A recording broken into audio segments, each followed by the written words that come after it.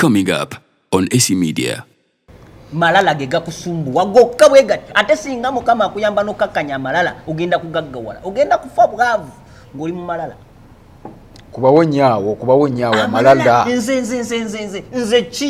nze chi nga toyina mu sente muganda ate munange kyewunyisa sente teriiko nti bw'omala ugyikwata bwoti tekubulira nti eno yavudde gindi eno yavudde gye so esigala sente waliwo akayimba akanyumiranga mwe abakazi tulinga sente niwo tusuulawo abatulonda badde bagyogera kukyogera kati sente bwozisuula wozisudde bazironda kati ne sente bwozijja mu business yonna gyozijjeemu bino byonna products ze naakayogerako zonna zigwa mu agri-business zonna naye nkulaze how kuba kati bwetwogera agri-business oli alogenda kulowooza mbuzi zokka kumbe ate kiswingi. We inspire. Aba YPA abakugu mu kukola amagoba nga bayita mu kulonda embuzi bazze okukuwonya obwavu anti balina obumanyirivu bwa myaka 12 beddo teweetaaga kuba na ttaka abakozi oba ebiseera gwe lundisa aba YPA ofune nusu ku nusu tebiri mu folofoto w'abazibye zaafudde oba zaabuze ofuna ssente yo nga teriiko agamba oba okufuna embuzi zennyini okumanya ebisingawo tusange ku kizimbe kya YPA building ku Lubaga Road okuliraana enkulungo ya Kabaka oba Nansana ku siteegi y'e Naluvule osobola okutukubira ku ssimu noti 7 noti 3 noti 34 oba noti 753 24 noti 6 noti oba kubira general manager waffe yennyini ku noti 772 23 45 86. Okay, muzikirize nate mbalamuseeko mwasuzibye mwasuze mutya okusinza bina gyotulabidde olunaku olwaleero nga bwe twabasuubiza nti kasazi kona ssaawa 2 tugenda kubeera nga tujja olunaku olwaleero era natusedda ne president wa mufuna mpola omukulu Obed Ben yonna gy'osinzira okubeera nga osinzidde okubeera nga otulaba emikutu gyonna njagala owenyeko mukwano gwo mugambe nti kirasi yaffe y'olunaku olwokusatu nga bwe twabasuubiza olwokusatu oluwedde tujja kubeera nga tujja buli kaseera tubeere nga tugezaako okubeera nga tutunulira ensonga ez'enjawulo ate butya bwe tusobola okubeera nga twejja mu nvuba ey'obwavu mpologoma bw'oteerwanako ekyamazima ekulya nze munasingo Sembejja Charles nina president wa mufuna mpola omukulu Obed Ben ali ku Youth Platform Africa njagala kwebaza webale nnyo webalire ddala okubeera nga otwegasseeko ali ku Obed Ben TikTok account nawe njagala kukwebaza none buli gye nkoonako gwe alina essimu yo alina gadget yo teekamu teesa ekigambo YPA Gods ojja kubeera nga otugwako ojja kubeera nga otufuna bulungi nnyo tusobole okubeera nga ate tubeera mu kirasi yaffe y'olunaku luno olwaleero twongere okubeera nga tuyiga kansabe president wa mufuna mpola tata sanyusa nnyo okulabako olwaleero alhamdulillah abantu bakulize dda olunaku lwaluduka luzibye nga tetunayagala naye bangambye bakujje mu office nga abantu bakyali abagamba president musoke mu mutwe olunaku lubanga lwakulaba president mu Nairobi manyi ova muno damono olunaku lutambule lutya olunaku tulukoze luwunzise era nga baddemu ekire ky'enkuba nga bulijjo kati abaavu bavuddeko bavuddeko batandise kukola ssaawa 5 kati buno baani abali mukola abagagga bo bakedde tulamuseeko webalire nnyo ddala gwe wenna agoberera Youth Platform Africa okola kyamaanyi ateekamu ka data nosobola okuba nga tosubwa kirasi kintu kikulu kubanga wasasula school fees wano osasula just ka data era katase eri Youth Platform Africa mwebale kubanga mukola ebintu ebyo ebikyusa obulamu mwebale kubanga muteekamu akadde mwebale kuba nga mugoberera ate nzikiriza nebaze bali abali ku Youth Platform Africa mbalamusizaako mwe n'abali ku Youth Platform Africa ku TikTok ate abali ku Obed Ben mukola kyamaanyi nakati mwongera okukakasa nti tewali erijja ku kifo ekyo kirabika kigenda kufuuka kyansikirano bwabaawo nga waliwo politician akyepikira genda okebere ku mukutu gwa Obed Ben oyongere okukakasa nti amaanyi gatabuse mwe mwenna abagoberera munzizaamu amaanyi munyongera okufuna obudde nga buno bandibadde nga bwenkoowa wakiri nziruka ewaka nendaba ku mukyala oba nemukubira kasimu oba kale nembikula ku bitabo nga bino byonsanze mbikula nange neeyongera okubanga ngeziwala naye bwe ŋŋamba nti mbukuwe twogere kitegeeza tulina okukyusa obulamu kati kigenda kuba kyansaalwa buli Wednesday nze okukwata obudde nenzija wano netwogeramu nefuuka mboozi enansa neeyo efuuse kati mboozi enansa neeyo ku kyaki tulinayo emboozi z'abaami temubeera mukyala mboozi z'abaami mwetwogerera omwami oteekwa kuba munakasente mwetwogerera tekikola akasente kakulu nnyo mu mpale y'omwami anti ekikola amaka bakiyita cash kyekikola amaka care okay attention support and honesty bwe bibula anti kakati gatta care that is C tugenda kyabreviating anti tuli mu kiraasi jukiza abantu bakwate ebitabo president atandise olwo kati kiraasi eguddwawo akyaliza okulaba olubaawo nze enkute yange tugenda kulaba nti amaka gakolwa cash eyo CSM C ye care amaka gakolwa cash kyekigambo ekyo kyetugenda kati okumenyaamenya kitegeeza ki kati zibadde manye nti cash oli ku seeri care ye C esooka then netuddako attention omukyala yenna yeetaaga attention ate omwami yeetaaga ki attention naye yeetaaga attention era n'omwami yeetaaga care n'omukyala yeetaaga care kakati bwe tuvaawo ne tugenda ku support ye S omukyala yeetaaga support Lydia yeetaaga support okuva ew'omwami n'omwami yeetaaga support okuva ewa Lydia kati kwegamba nebyoba bikola omukyuzi minzaani erina okubalansinga kakati yeetaagamu honest ye H obwerufu kyalusovaawa nva ku tikitoko yesaawa nnya tikitoko kyeyo nojjayo proof honesty oba tebakututte mu kooti naye okakasa nti ddala obanga obadde ku tikitoko lwaki totulaga tikitoko gyobaddeko oba lwaki tiwampereza linki wanange wandimpereza linki nenjiranga ezo tutwogera mu mboozi z'abaami kakati nze nakakwata naye kakati waliwo Sseruganda ajja okunyumirwa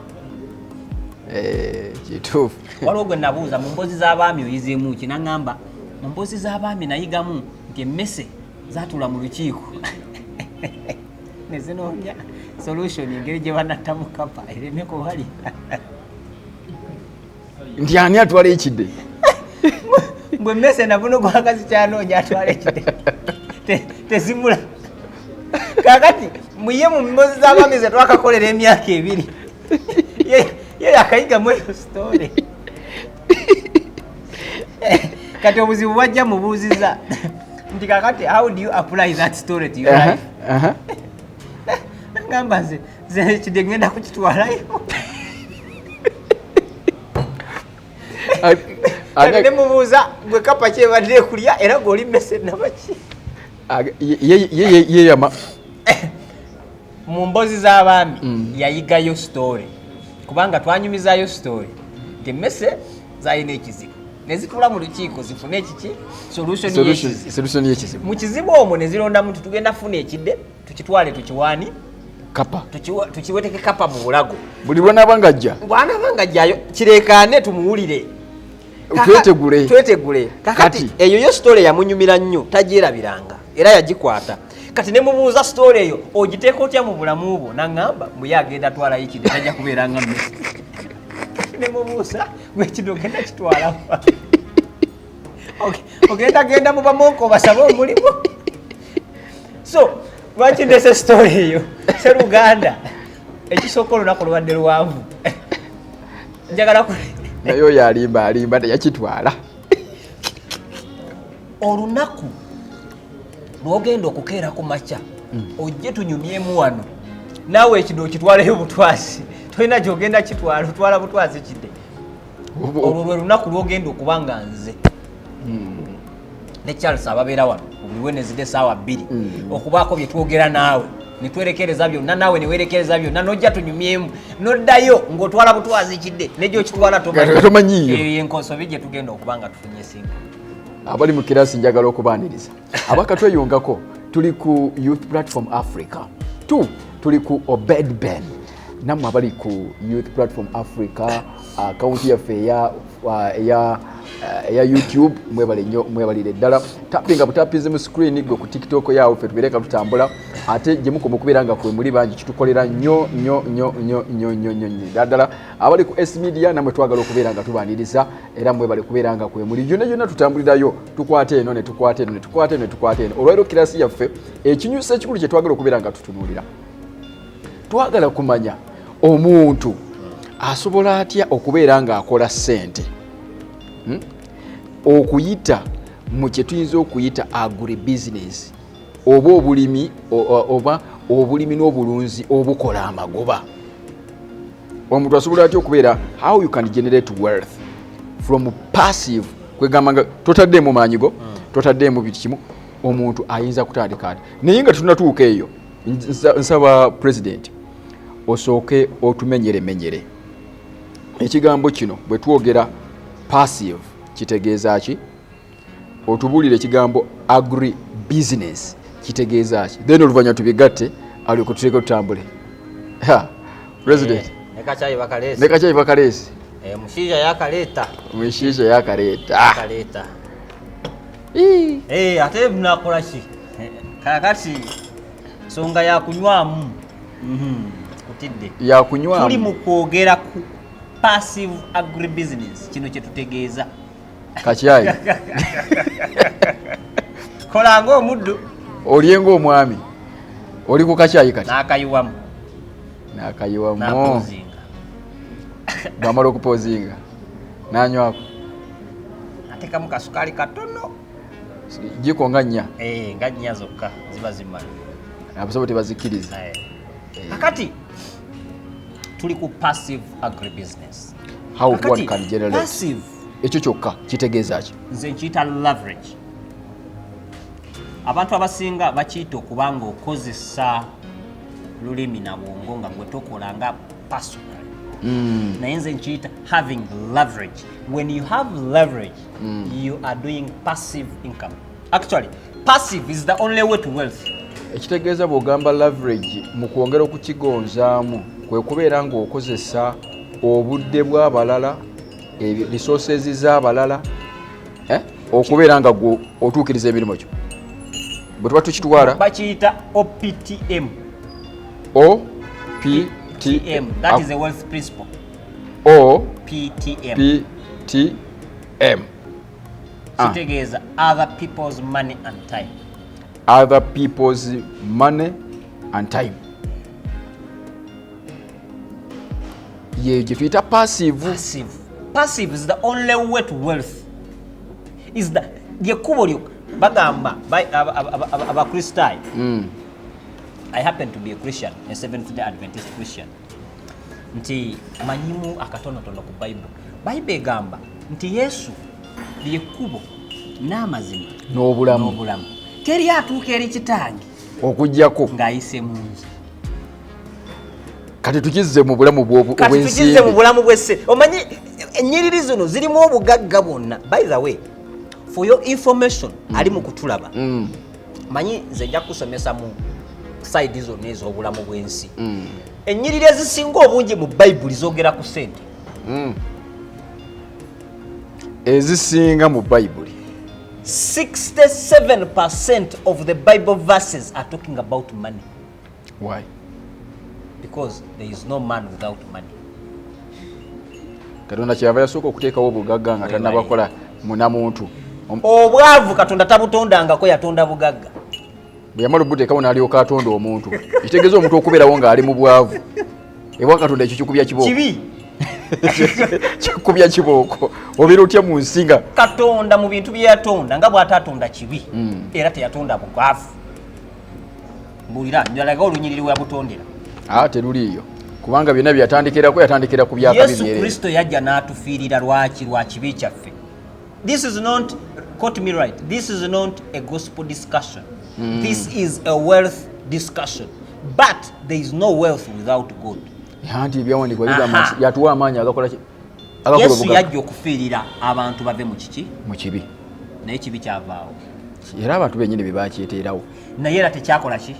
Kyava ayimirira mu lunyiriri omwo n'agamba nti abaavu tebaligwa mu nsi kubanga ekibi nga kikyaliwo abaavu tebasobola kugwa mu nsi kufuna bulungi kati awo kati passive is the only way to wealth jukira gye twatandikidde nga Kristo bwali ekkuba erigenda eri kitaawe kati nekkuba eriyitibwamu obugagga omukutu ogutwala liva Nile guli gumu ne bwe gwegabanyamu gukomekereza gufuze gutya guli gumu tributaries zibeerawo bwe zimala ne zeegatta ku mainstream paka nga zituuse mu Mediterranean tewali shortcut kati tewali shortcut tosobola kufuna bugagga ku nsi kuno nga to employinga kigambo kye bayita passive ngani tosobola kugaga kati ekitegeeza kyogamba omuntu watulaba nti omuntu akozesa amaanyi ge ng'akola yekka mu ssaawa ze oba 12 oba mwongera ne ziwera 7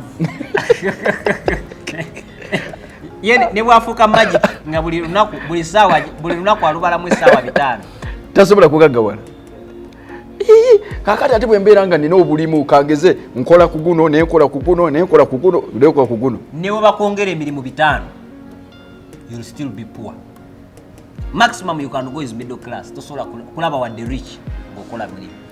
Kati bwe kibanga ddala lyekuba omuntu lyalina okubeera ng'ayitamu okutuuka mu bugagga so okutunyonyola ekigambo kino agri-business kyokka kitegeeza wano nga sinaba kunyonyola agri-business. Whatever business you are doing, you have to have what we call passive.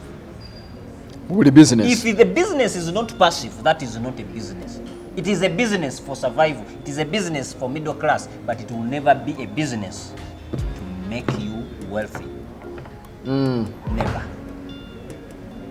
So, awo nga tuvuddewo kati mu businesses ennyingi tugenda kwogera ku kye bayita agri-business.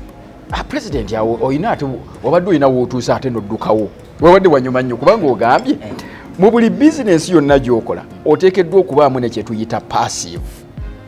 Tuwe ekyokulabirako nina omudaala gwa chapati nina akaduuka kange passive ono ayingiramu atya omanyi gwe bayita McDonald's mumanyi nalye China nabo balya McDonald's wewe abachina bamutegeera bamanyi erinnya oba balyogera batya mu China makwi.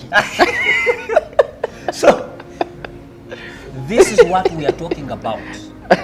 McDonald's taina njawulo na mudaala gwa chapati oba ebindazi KFC taina njawulo na nkoko gye tugula wali ku Yesu amala gye tugula wali mu 10 enkoko gye tugula wali ebwayise awo wonna woobeera eyo enkoko gy'ogula KFC taina njawulo just ye branding we branding kwegamba ku kyatunda n'ayongerako omutindo. Akyusa bukyusa environment nti ogenda n'olinywera mu kakopo mu teapot bakuwera mu kakopo katono bw'ogenda ate wali muto nnyina n'ofuna ekikopo kya plastic kati naye nga byonna biri mu yonna kyayi naye packaging. Kakati ono naaba nga asobola okulwaza amangu ate ng'onayinza hawo kawe wali maasi. Oh my God. Kakati wakola omudaala gwa chapati akola omudaala gw'ebikajjo. By the way, I have a friend manyi ekimu ku birabo Katonda byeyampa kwe kubeera omuntu mwetowaze ekyo kyo nkyenyumiriza omuntu ali humble. I'm so down to earth nti sina bintu byakwematira kwematirira ku muntu olinga agenda muggulu olinga tagendewanika nganze kugamba mukama wange kugamba otya mukama kakati waliwo omusajja yaneewuunya ye yali folowa wange nga nze simanyi kati ntuuka ngula ekikajjo ku kkubo ekikajjo kyennyini yes kino eky'olukumi yes nkigula ku kkubo kubanga nze sigenda kweteeka mu bire eno gye sinabatuuka oba gwe gyoyagala mbeere kino ekikajjo nakirya kuva nga ndi ku booda nvuga nga ndi mu Kigoma nsulamu kakati ngamba otya mbu kakati olw'okuba nafuuka pulezidenti w'abamufuna mpola ngenda kukirya ndwale olina kukirya nga kimaze kuyita mu basawo ne muto nninnyira singa amawulire sitya kunkubirayo nandibadde nga ngendayo nendya otokayo gwakeera koziredi pepa yavaawo kabira ku front page mufuna mpola twamusanze wali mu kikuubo singa si ekyo nandibadde nze neri kati ekikajjo nkigula kati akinguza nangamba nedda wadde kyabwereere ogwo mukisa okubanga gwe olidde ku kikajjo kyange ne mugamba ate mukisa gutya mukama wange ye yali akumanyi nyenga gwe tumumanyi simumanyi atunda bikajjo omusajja ono yandeetera okubanga ndi ebikajjo buli luguudo lwemba ntambulako kasitamba nga nfuluma Kampala teeka okugula ekikajjo n'okiryako naye ng'ate buli luguudo kuliko omuntu we ayinako ekigaali kiriko brand kwentegerera nti ono custom kyali wange anfolowinga kale nawe nange nemuwagira nemufolowinga omuwagiza kajanja yangamba ekikajjo okuwadde kyabwerere ogw'omukisa ne mugamba ati mugamba wange akasente kano oyinza okuba okeetaaga nangamba akasente nkeetaaga nkutegedde wadde kyaki nkutegedde kati ekyo ekikolwa kye yakola ye brandinga gy'oli yes buli woolaba kamumaaka ke you have to support kati bwe yamala okukimpa ku bwerere nenjagala nfune kontakiti ye nze musindikire sente ze oluvannyuma nga tategedde kakati bwe yampa kontakiti nangamba nze nno nyinza okuba ndabika bwenti naye nkimanyi kakati omuntu andaba yenna sinza kukunenya olw'okuba ondabye nompita wa wansi oba nologa nti neeyiya naye nina muno ebigaali mu Kampala 117 ebigaali 10 ebyebikajjo 117 ati kuli mmotoka namba ogu ey'ebikajjo buli lunaku si buli wiiki buli lunaku ebigaali 117 ayogera naawe akoowa wow 117 bigaali oba babiyita batya mu luzungu byebyo musajja bw'omulaba si mukulu yategeera butegeezi business people I don't know what's wrong with Ugandans whenever you see a poor person I feel so disturbed mpulira ng'omuntu anyiiza president alina kunyiiga abantu bawa amagezi omanyi China kye yakola okujjawo enjaga bwebakwata n'enjaga masasi live si byankya si byaluli live awo wennyini kuteeka wali nga bakusabbalaza nga naawe okitegeera kakati bino bye byetaaga abantu abamu omusajja kisobola okukola kubanga ono mu Uganda ababodaboda ekyokulabirako bali tebagala kunaaba kati we bakusangira ng'onaabira kati buli omu yatereera kati kyekintu kyetwetaaga okukola nti nkuwa example y'omusajja ono mukwano gwange nkulaga the life of business gy'alimu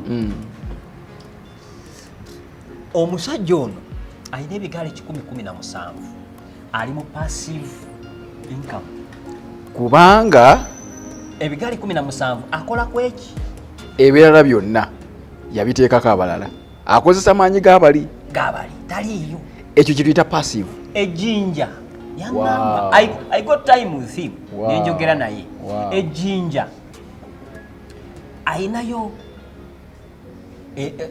nga tonatuuka jjinja we balima ebikajjo yes ayinayo amasamba g'ebikajjo kati amasamba gano yagalimanga nga naye mbu abayindi nga bamuwamu kasente katono kati nayiiya najja e Kampala ayiye kati yatuuka eno mu kibuga teyategeera kiki kyayinza kukola kati olw'okuba amanyi nnyo ebikajjo ewaabwe asobola okugenda n'atunulira ekikajjo n'amanya obukulu bwakyo n'amanya kyo kijja kuwooma ng'akirabye bulabi kakati bwe yajja n'agamba lwaki sitandika kukola bikajjo kati bwe yamala okukola ebikajjo n'agenda n'akyusa biri omanyi bye bakola mu sukaali birala ne bye tulya kati n'agenda n'akyusa ennimiro ye kati ebikajjo yabirima n'abitika ku mmotoka yangamba alina eka 23 ezimu azipangisa ezimu zize naye agenda zigula zonna ez'ebikajjo ayagala ne Masaka ateekeyo ebigaali oh my god kati emmotoka eva mu nnimiro ng'egenda wuwe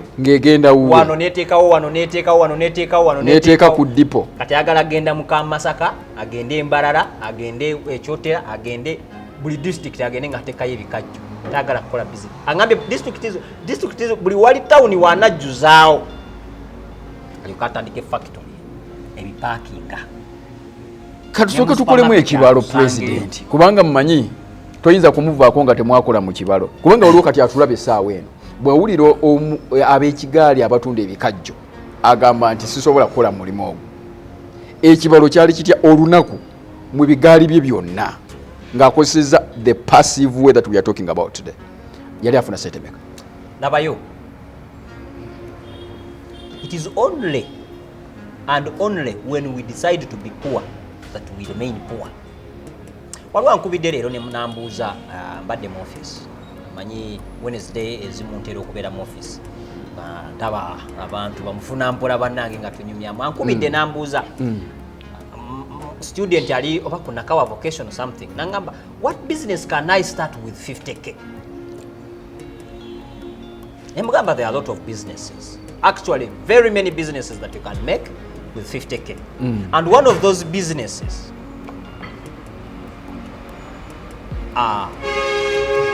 Jebi, watu yogere n'omuntu ono. Munatsonyiwa tuli mu kirasi naye ate ne sente tuzagala. Baka chai kano kalina sasula. Kituufu ekyo. So mbadde kugamba nti ne mugamba osobola okutunda ebinyeebwa. Ebisiike. Kati no eyo tuli ku mitwalo 5. Eyo story nayo ey'ebinyeebwa njinayo mukwano gwange ali Katwawo. Naye ayina emmotoka avuga kawundo. Naye asika binyeebwa. Tabitambuza asika binyeebwa, asika ekisafuriya nga kino ky'abaana b'essomero. Naawe abaana abakola ki? Abatambuza. Buli mwana alipootinga omutwalo. Ebisigaddewo n'abikomyawo. Baba bala bikopo. Watutte ebikopo 5 okomezaawo bimeka? 7. Kati watutte 5 okomezaawo 2. Wakutte 7 okomezaawo 5. Kitegeeza otunzeeko bimeka? 2. Teri mwana avaayo nga tatunze waakiri ekikopo. Kati yamugamba nze ekikopo nkitunda 10 meka? 15. Oba mutwalo. Kati gwe n'ogenda n'osenamu ebijiiko 50 nga buli kijiiko kya 1000. Balance wo gwe muleetera ezize. So abaana bakolamu sente nyingi. Ezo enseenene zonyooma. Baana bakolamu sente. Waliwo n'omuyimbi wano omututumufu gwe mumanyi yakwatanga enseenene ate nga talimba yazikwata.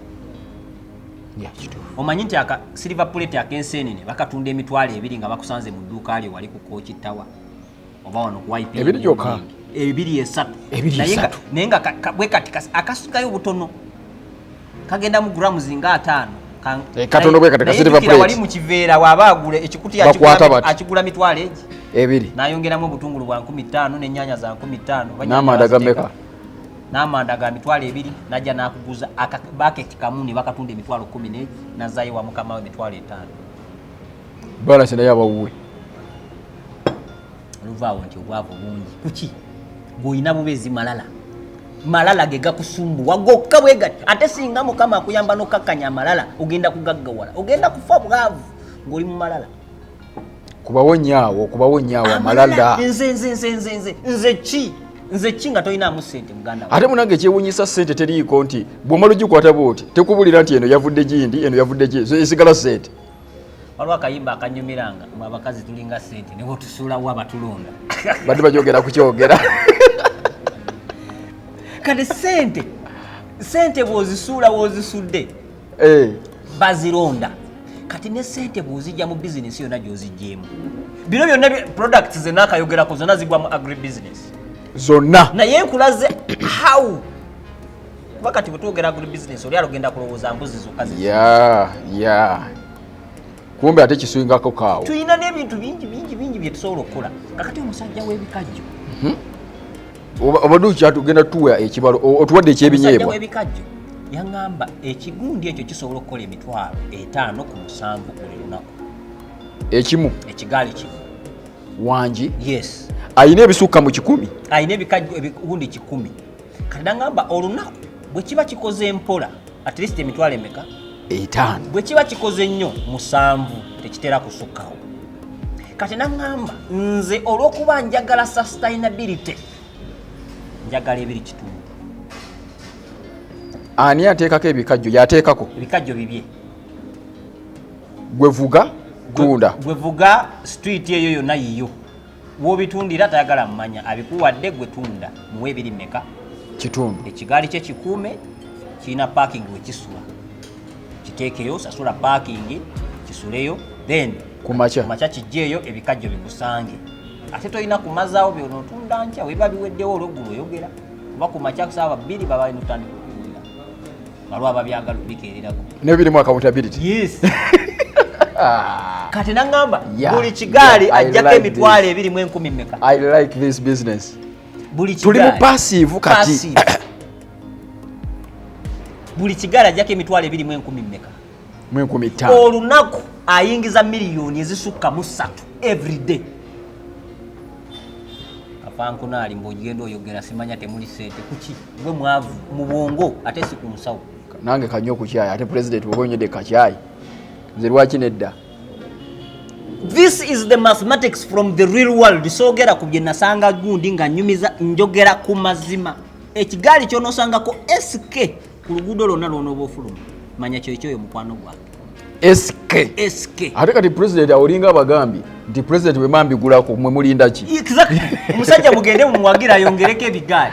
Abali ku S Media tusaze nnyo okubalaba mwebale kubeeranga mutwegasseeko mutukeze bulungi nnyo bwe musanze kirasi yatandise dda naye nammwe kaakati kemutuukidde awo tuli olwaleero tutunulidde engeri gy'osobola okubeera nga ofunamu ensimbi ng'okozesa passive naye nga tuli mu agribusiness tukyetooloola tukulaga ekigambo kino passive. President kyali mu kugazi tetwatandika okukinyusi kya agribusiness naye passive kyokka akulaga gwa amalala g'obadde oyina agakusibye mu bwavu nyabule nyanya. Abali ku platform Africa mwebali nnyo mwebali ddala abali ku Obed Ben tweyaza nnyo tuyazege mwena batugoberera yonna gye musinzira okubeera nga mutugoberera ekyamazima mutukola bulungi nnyo buli mubeera eyo ne mugenda nga musubscribinga ku Obed Ben ne mubeera nga muteekayo tulaba nga namba ziri nnya buli lunaku ekyo nno kituzaamu amaanyi ate mmwe mwenna abavuddeyo ne mwegatta ku Youth Platform Africa ne muyingira mu bulunzi obw'embuzi buno obukola amagoba mwebale nnyo mwebali ddala. President otunnyonnyodde ekyamazima ekigambo kino ekya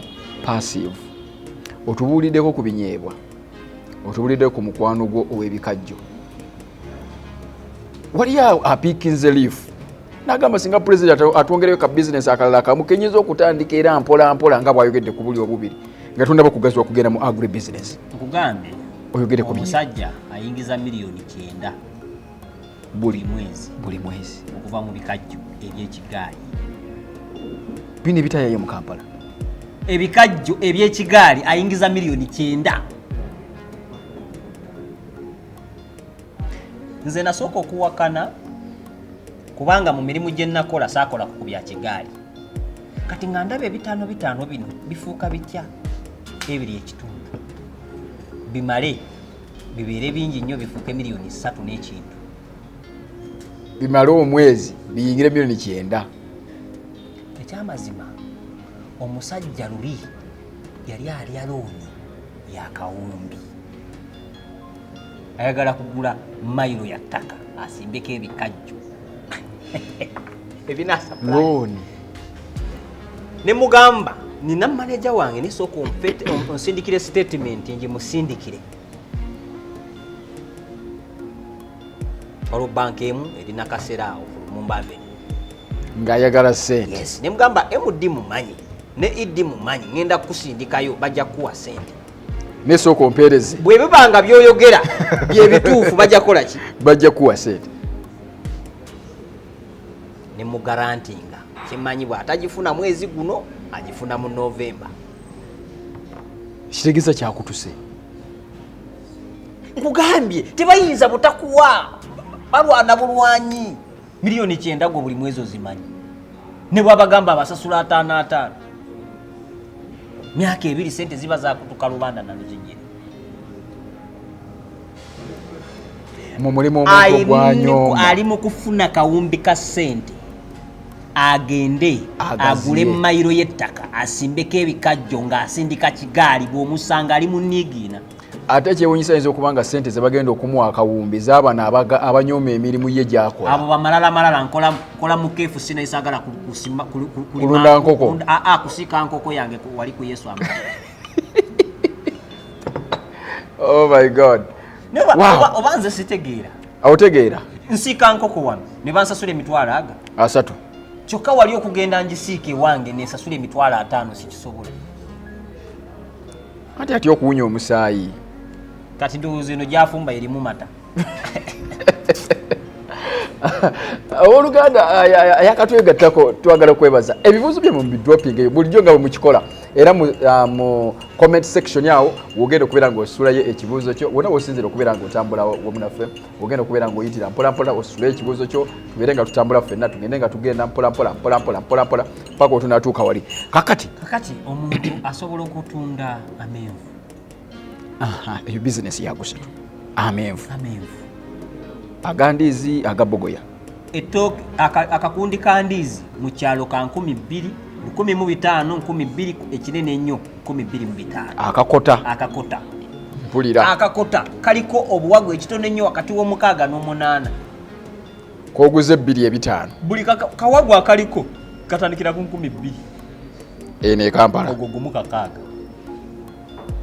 ate ku bbeeyi esuubuza niba osanga wali akatunda ka 13 bw'agenda okukagula agenda kagula kakaaga ekinene ennyo nga bamusedde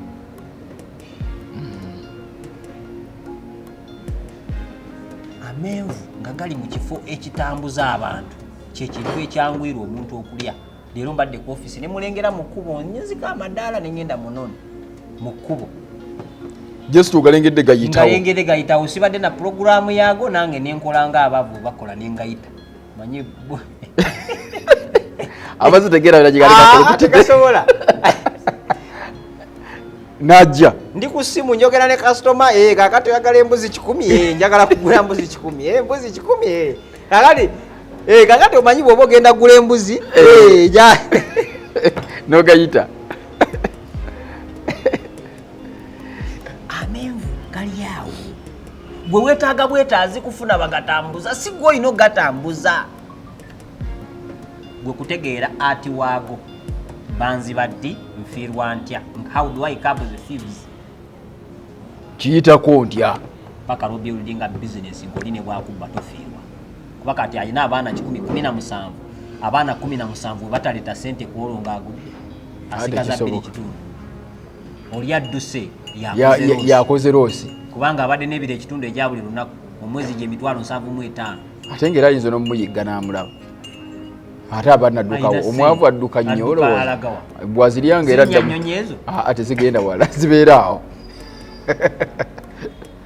waliwo omusajja asika binyeebwa ebinyeebwa naawe ku kyalo gyebiri naawe obirina asika binyeebwa namaberenge entamu ezo asikisa muliro firewood katwe wano actually mu kibangirizi yateekawo buteesi matundubaali sina tent n'abisiba nabiteeka mu supermarket si katateekana mu supermarket tanatuukawo awo teyetaaga kusasula misolo niye abisiika sigamba nti naawe kyoba okola naye nkulaga bulazi nti kati kyonyooma ekyo kyolabanga ekitono mwajje kawundo mwajje amaka wali sigu n'ebirala byesobola kwogera naye ng'abijja wano katwe si Masaka wano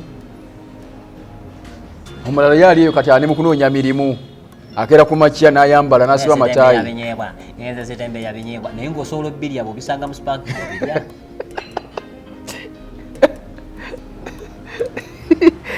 ate president wamufuna nawe tuleke tetulye ku bye twagala andi kakati abo malala omusanga ng'atudde ali ku kinyeebwa alya naye agamba tabitembeya kakati byotatembeya olya byayo olowooza ebyo byatuuka bityawo obiriira ebintu ebimu byetagamu just kasayansi katono nnyo ekyo kituyita mindset wokaawo wetwetaaga okutereeza kati ye bw'alaba mu kutunda ebinyeebwa talaba vision nnene kyekimuwa discourage ono omwami yatandika ebikajjo nga mu maaso talabayo naye bwe yatandika okubikola n'afuna ekigundi ekyokusatu ekyokuna n'abeera aggressive kati olaba picture nnene ejja mbwayagala kukola supermarket products ng'abipakinga mu factory ne bigenda nga bikajjo fruits ziyingire mu supermarket nga ziriko kali akantu ka barcode ke banyiga kukuku atandika okulya kirini mani vision yali tagirina naye yamusanga mu kkubo ebintu ebimu tebifoominga nga bw'otazaala waliwo yazaala omwana nga mu myezi 2 yali ategedde nti azaala muwala oba mulenzi kizibu. That is the art of creation. That is the principle of creation. It starts in the disformatory measure over quantity over product. Kibeera nga tekitegeerekeka. Kiguka bugusi luvannyuma. Nga tekirina kifaananyi. Bill Gates bwe yali azimba Microsoft yagizimba ng'ali mu kuteekawo obuteesi kintu mwasobola kuterekanga homework gwe bamuwa ku ssomero kubanga yali alimu okusoma kati ng'ayagala ku creatingawo buuku mwana ateeka ekintu kye ebintu bye bino byajjukira pifomu yakoma Bill Gates bw'oba ondaba ngamba nti nimba wabisoma luvannyuma ebirala ate akulaba buli lw'oyogera ku linnya lye eri nga kakoona sajja ayina amaanyi. So Bill Gates ali mu kukola nga ka notebook kano homework gw'ataakoze amutereke kuno kati oluvannyuma kompyuta ebeere ng'emuyimba naba kye yakola. Zuckerberg yali ayagala babbengirako ebibuuzo akola network abanne babbireko ebibuuzo yali tebagiyita Facebook bali balina kye bagiyita oba area network oba biki kati Facebook mweri ajjira oluvannyuma ng'abaana batandise okugibbirako n'okuweereza obufaananyi nga balimbirako abasomesa baleme kutegeera kitabo ki kye boogerako. It is a book but it is a Facebook. Kumbe bali mu kopa examination kakati laba Facebook weeri kati yafuuka meta group. Visions don't come full. It is always half. Kyova olaba Nebukadduneeza yaloota ekirooto nti ejjinja lyatemwe watali ngalo ne lijja ne likoona ekigere ate ekirooto n'amala n'akyerabira kati tebitegeerekeka abiroose kati n'atandika okunoonya ababivunula alemu kibooko. That is the vision. It comes in a blurry form. Tekirabika bulungi kiyaawo naye nga weekiri kati kitandikirako kati omuntu bw'omugamba nti genda otandika okutunda ebinyeebwa kyatunuulira kwe kubanga yeetisse baketi talaba kaseera ng'avudde ku baketi ng'agiwadde omulala agitwambuza ye n'asigala mu kifo kimu nga bali batambula yaalaba ekyo kyokubanga ye yatikka bannange